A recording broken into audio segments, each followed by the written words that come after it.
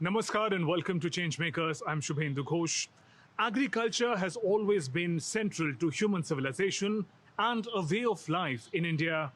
With population rise, limited resources, and climate change impact, the challenges have increased many-folds for our farmers. But help is at hand. Today, let's talk about moving towards sustainable agriculture.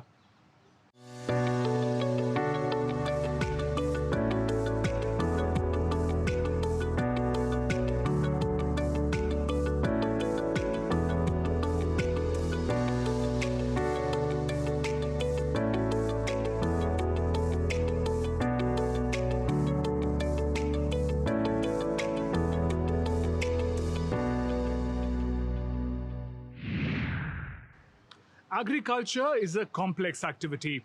A farmer has to keep a tab on many variables, from quality of soil and seed to use of pesticide and water.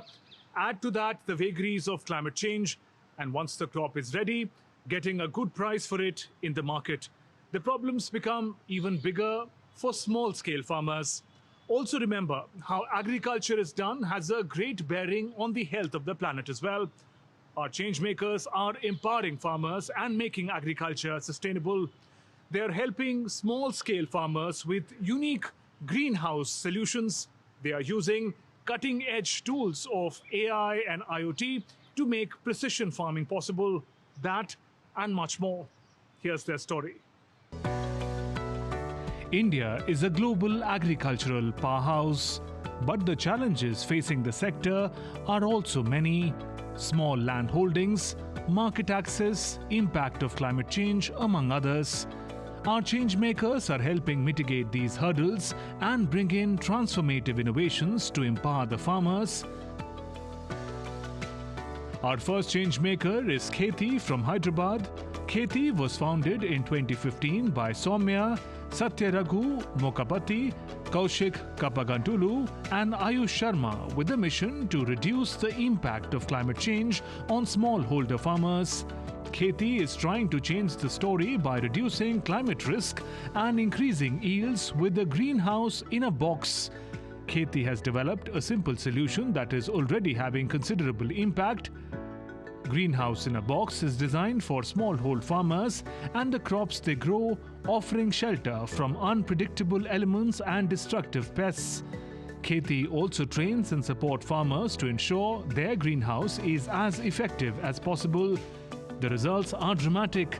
Plants in the greenhouse require 98% less water than those outdoors, and yields are 7 times higher. 90% cheaper than standard greenhouse, they are more than doubling farmers' incomes, helping them invest more in their farms and their children's education. Using less water and fewer pesticides, they are protecting the planet as well. Today, 3,000 farms have a Kheti greenhouse across 7 states of India. By 2028, Kheti wants 100,000 farmers to have a greenhouse in a box. This is just the beginning. The enterprise aims to help 1 million farmers within 10 years and ignite the smart farmer revolution. Kheti has won the prestigious Earthshot Award 2022 for their innovation.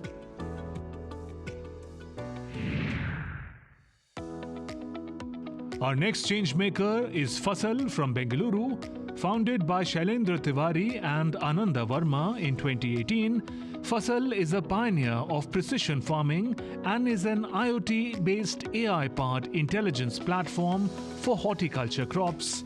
It captures real-time data on conditions from on-farm sensors to deliver farm-specific, crop-specific and crop stage-specific actionable recommendations to the farmers.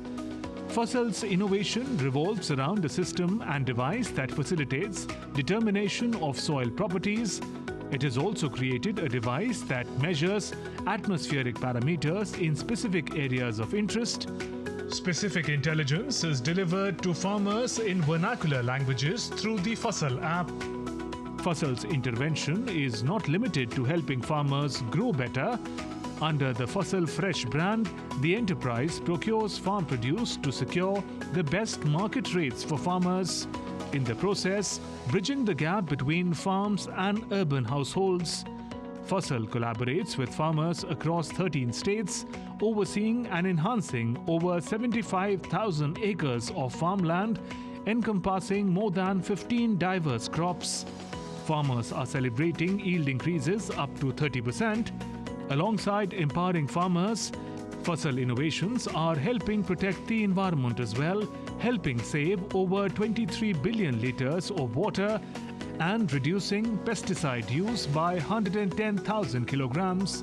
Fasal's sustainable farming practices have helped avoid the release of over 10,000 metric tons of greenhouse gases. Fasal has won a number of awards in recognition, including the prestigious National Startup Award 2022. What unique innovations in action? Let's now meet our changemakers, learn more about their work and vision.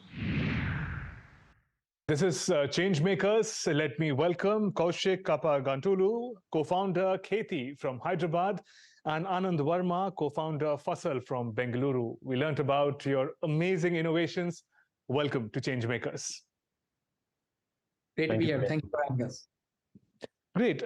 First, I'd like to learn from you about your assessment of the direction or directions in which agriculture sector in the country, in India, is headed towards, and what is the role of new innovations in making sustainable future possible? Ananda, if I can begin with you. Definitely, Subhendu. I think innovation in agriculture is actually playing a very crucial role towards a sustainable future. And again, if you look at probably last 30, 40 years, most of the innovation that has happened in the sector has happened primarily on input side or machinery side. So you had tractor, now you have better tractors. You had sprayers, now you have better sprayers. You had input products, now you have better input products. But if you look at last probably 10 years, you will see there is a drastic involvement of information technology and other aspects of technology into agriculture, like precision agriculture, drones, biological in terms of inputs. So these are some of the innovation that is taking place and shaping the entire agriculture industry. Also, if you look at in a very broader way as well, not just technological innovation, but also there are a lot of practices that is changing the entire landscape, specifically into agriculture towards sustainability, is your organic farming, regenerative farming. People are talking about it. People are talking about how they can lower the carbon footprint through farming as an activity, because farming is one of the primary contributor to it. Apart from that, if you look at innovation coming from biotechnology as a sector, earlier there were a lot of innovation that has happened which involved more and more chemicals, but these days in last 4 to 5 years, you will see there's a lot of innovation happening on more products coming into a biological input sector, which does not involve harmful chemicals, and at the same time provides more benefit to crops, improve the yield, improve the productivity, improve the quality as well. So overall, these advancements help create a more resilient and more sustainable future for all of us. And it is also a need of time, because the availability of land is limited, the availability of resources are limited. So unless you change the way you are doing things, you'll not be able to basically sustain for a longer time. And these are very welcoming innovation that is happening in the industry.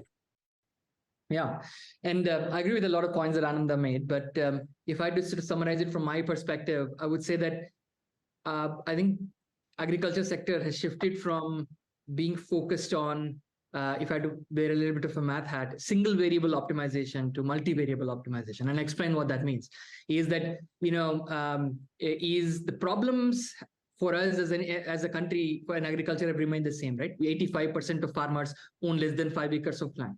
Those farmers, as per the last NSSO survey, lost money from agriculture and had to make sure that they did, agri labor or something else to make ends meet.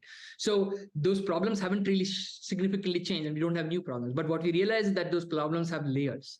And we were originally saying, let's just increase yields more and more, with better fertilizer, better sprayers. I think Ananda mentioned this, or better technology, and would be okay.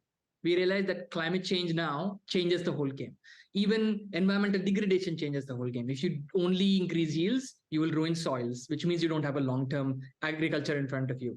If you don't solve for the fact that the heat is increasing, pests are increasing, rain is getting more erratic, you don't have any short-term answers. So I think we realize that people's health is important, from agriculture. If you only focus on fertilizer, people's health gets ruined. So I think innovation in agriculture is looking at the problem multivariable optimization lens, that we can't solve one problem, we have to solve 10 problems at once. And that's where I think, all of us have come into this boat, saying that we can't solve one problem, we have to do it in a holistic way and take agriculture in India to the next phase of its existence. Right. And if you talk about your individual enterprises, let's first talk about Kheti.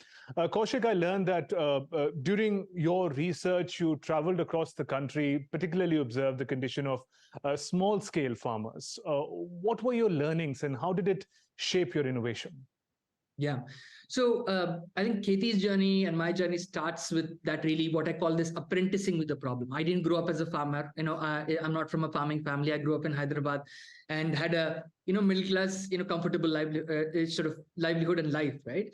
So the first 5 years of my career were spent in rural India, traveling across 14 states of India, in working with school dropouts, helping them get access to some sort of livelihoods.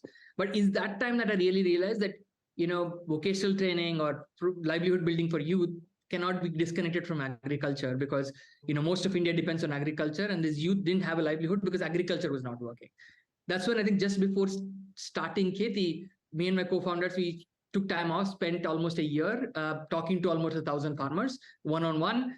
We became farmers ourselves. We worked in the fields to really understand what is this problem we need to solve before we can think about a solution. Because, you have many solutions in front of you, but you need to know what the problem is. And I think that's where for the smallholder farmer, we realize that, you work hard all year long, but you have no control over your incomes because heat, rain, pests, hail, all these external factors decide whether you succeed or fail, not your hard work. And that's where our mission, which is to make farmers' hard work pay, by making them climate resilient, really came about. Right. And Kaushik, if you could simplify your innovation for us, how does the unique green box help farmers, and how do you also customize it to their respective needs? Right. So we call our solution the greenhouse in a box, which is basically a greenhouse is, not rocket science. The same way we protect ourselves as human beings from the elements by having a house, you can build a house for plants, but obviously it can't be the same house we have because plants need light, they need air, they need pollination, all of that. So a greenhouse is a steel structure covered by different kinds of covering materials, which helps protect crops from different kind of external risks. So we have pest netting, which reduces pest attacks. We have polyethylene sheets, which reduce from extreme rain. We have shade netting, which reduces the heat in the summer. And we have drip irrigation, which makes farmers use lesser water.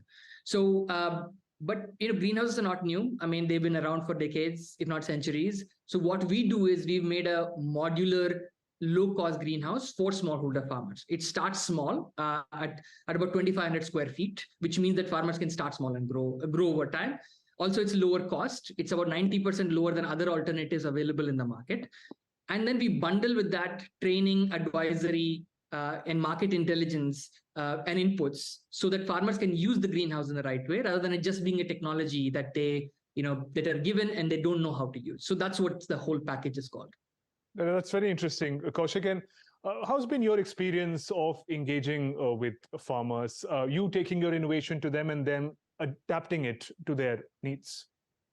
Yeah, I think the experience is sort of mirrors what we started out our journey as, is that, it takes a lot of, there's a big challenge, there's a need, but of climate resilience in smallholder farmers. But to really convert that into demand, you need to build trust, because smallholder farmers have seen so many different kinds of innovations come in. They don't know whether it works, it's expensive.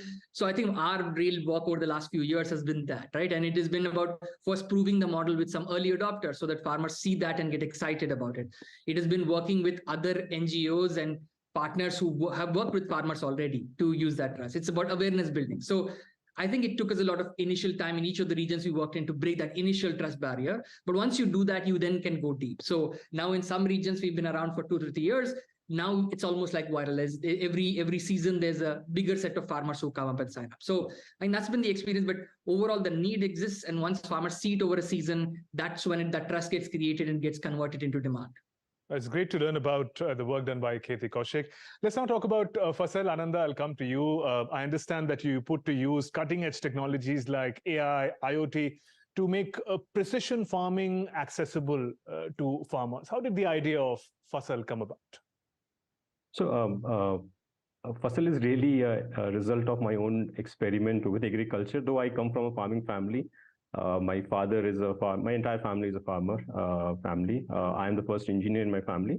But the realization first happened that there is, so understanding about issues was always there, but the realization and the depth of problem I got to know when I failed in my own experiment of growing capsicum. And when I actually retrospected and looked back why it happened, because I thought I have all the necessary information to grow successfully grow a crop. But despite having all that knowledge, information, connect, and coming from farming family, I still failed. I think that was the moment when I realized that there is a fundamental problem in understanding the issue itself. And I think that was the moment when I realized that while farmers are in one way or the other doctors, they try to understand their crops, they try to protect their crops, they try to nurture and grow their crops. I think the missing piece is there is no way for them to understand and measure what their crop really needs. It's like a doctor without a stethoscope. So farmers are already doctors. What they really need is a stethoscope, and that is exactly what they don't have today. They are not able to measure what their crop, or they're not able to understand in very precisely what their crop really needs, and that's where most of the farmers fail. That's where I failed, and that realization helped me create Fasal, create this technology to better understand how or what your crop really needs, and in what quantity, in what manner, and when, and that's how Fasal was created. Right, Ananda, that's interesting. And these advanced technologies that you work with are advanced for anyone to understand and connect with. How do the farmers connect with these technological interventions and data-driven farming, really? How do they connect with the whole setup? So to really understand this question, Subindu, I think the first thing that we have to understand is about farmer itself. So there are basically two categories of farmer, what we call it. One category is progressive farmer, one category is not so progressive. We categorize farmer into progressive farmer, those who grow crops like vegetable and fruits, or in general, what we call horticulture. So agriculture is a very broader segment. Horticulture is a segment of agriculture where farmers are growing fruits and vegetables, and these are not easy crops to grow. They require your 100% attention. They require you to manage. They require higher risk taking. Versus if you look at the other category of crop, wherein if a farmer is growing paddy or wheat, it does not really require that kind of attention. You can just flood your paddy field, and you're still okay with it. But you cannot flood your entire chili crop or tomato crop, because it can just damage the entire crop or entire yield or entire quality itself. So at one end, all these farmers who fall into the category of horticulture farmer, or what we call progressive farmer, they already understand the need of, or they already know how to manage environmental conditions like temperature and humidity for their crop. They already know that water, every drop of water is important. Chili requires a different irrigation pattern versus tomato versus, let's say, a grape. And understanding this is already there. It is just that there is no right way to measure it in a real-time basis. So when we started, I think the understanding was already there. It was just that there was no method, or there was no sort of instrument, or there was no stethoscope for them to measure it. And that's exactly what we did. So when we started, the adoption was not a challenge. It is still not a challenge. I think the challenge, or what we really need, is more and more awareness. Farmers who are growing horticulture crops, they already understand the need of data-driven farming. They already know that they have to constantly monitor humidity, temperature, rainfall events. They have to precisely understand the water requirement and irrigate. It is just that they don't Some of them know that there are technologies coming into picture to help them with that. There are still a large chunk of farmers who need to know that such technology exists today and they can adopt it. Right. It's very interesting. Ananda, also, I learned that you're not just helping farmers grow better, but also sell better. If you could take us through, how does this farm to fork cycle work with farmers? That is, again, very interesting viewpoints, Bindu. So after helping farmer grow better crop, grow more crop, improve the yield, improve the quality, we also realized that the next problem for a farmer is how to sell it at a fair value, or how to make profit out of it. And that's where we see a big problem exist in India as a country, also because of the land holding pattern, as even Kaushik mentioned. The average land holding in India is roughly around a hectare, which again is a very fragmented space for any buyer to basically directly aggregate from farmer. And thus, there is a level of aggregator exists in the market. There is one level which exists at the village level or taluka level, which aggregates the local produce from farmer, and then there is a aggregator exists at the local mandi level, and then there is another aggregator exists at probably national mandi level, and then there is a buyer. So if you look at from farmer to a final consumer, there are roughly around 5 to 6 people involved into moving produce from farmer to a buyer. Now, it is not just the middleman, which becomes, again, I would not say middleman is a problem or this structure is a problem. The problem really is the operation involved in each and every step. So let's say if if I'm going to a nearby retail store and buying tomato at 100 rupees kg, the farmer is actually getting probably less than 10 rupees, of that 100 rupees. Now, where that 90 rupees has gone, that has gone into moving produce from their farm to the local retail, the local aggregator. It has gone into logistics, it has gone into packaging, it has gone into, and then there is also wastage shrinkage that happens, and it happens at every level. So every level, the cost of produce increases, and that's where the problem happens. That in India, it is not really easy to build a very robust and sustainable supply chain for fruits and vegetables, and that's exactly where Fasal plays a very important role, because by this technology that exists on the farm that monitors the farm 24/7, we have a supply base ready for buyers. So what we do when it comes to Fasal is we generate demand from buyer, and then we look at how that demand can be fulfilled in the most optimized manner. So if I generate a demand, I don't really, I just have to go and look at what are the best locations where this demand could be fulfilled, and thus removing the entire inefficiency in the supply chain. So it becomes now just 1 or 2 level of aggregation, and then the produce reaches to farmer, less wastage, less movement, less cost lost into logistics and packing or repacking, and thus it becomes very beneficial for both farmer as well as buyer. Buyer gets continuous supply of quality produce at their doorstep, and at the same time farmer gets a better value realization. We believe that the more technology adoption will happen for us, the more we will be able to create a very sustainable supply chain for F&B. Right. Great to learn about the work of Fasal. Now, we understand that a significant section of our population is engaged in agriculture in India, but yet there are also these reports of if the next generation, new generation, the youth is interested in pursuing farming, agriculture, like their family or afresh. Now, what do you think the role that the new innovation, tech interventions plays in revitalizing agriculture and also really engaging the youth in the days ahead to pursue their careers, their work in agriculture? Kaushik, your thoughts?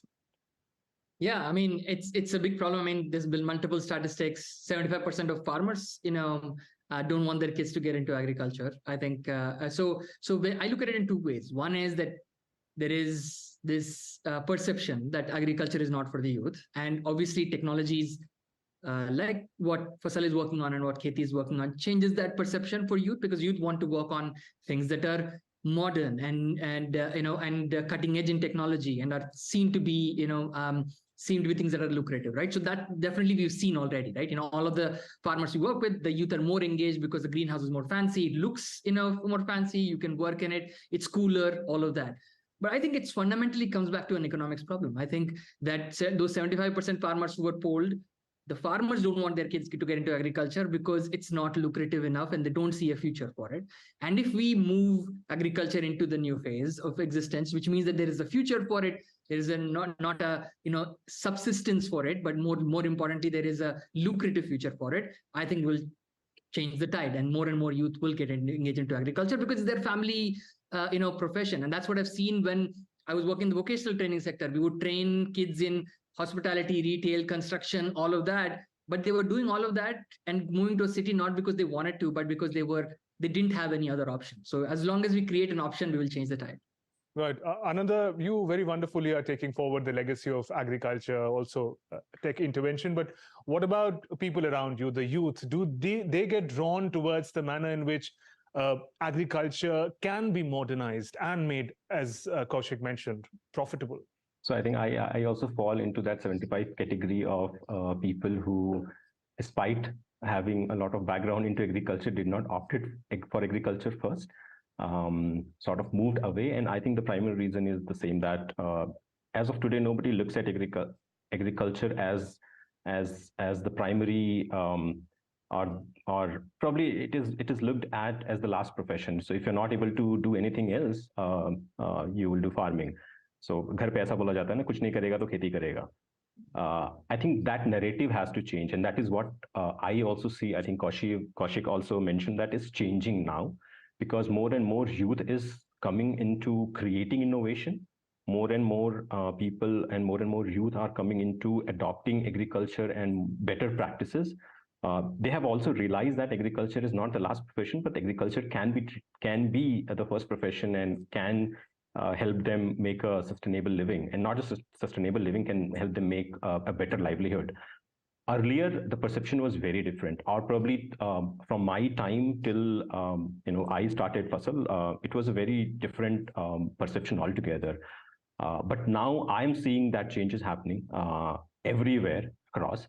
That people are looking at if they have a farm, or I'm also seeing that a lot of people who are working with me or have worked with me are actually moving back to agriculture because they have realized that it is actually a very profitable profession. It is, and also I think there is a lot of role that media has to play in terms of changing that narrative. Because today, if I search for Indian farmer in Google, you will get a picture of a naked farmer praying in the field to God in a drought field. But at the same time, if you search for an American farmer, you will get a well-suited, booted farmer with an iPad doing that farming. I think in another 10 to 15 years, we, all these new innovations, and we as new youth coming into agriculture will change that narrative, will also change that picture. And we also need support from media to change that perception about Indian agriculture. That will eventually help more and more people involve into this profession, and also take this profession as the first profession, rather than thinking about it as the last profession. On that note, thank you very much, Kaushik, Ananda, for joining us on ChangeMakers, sharing your wonderful stories. Our best wishes to your teams. Thank you so much. It was great meeting our ChangeMakers. Their innovations are playing a crucial role in making agriculture sustainable for farmers and the planet. Another important achievement, they are making agriculture lucrative and exciting for the new generation. Now, that is some good news for our collective future. Till we meet again, namaskar.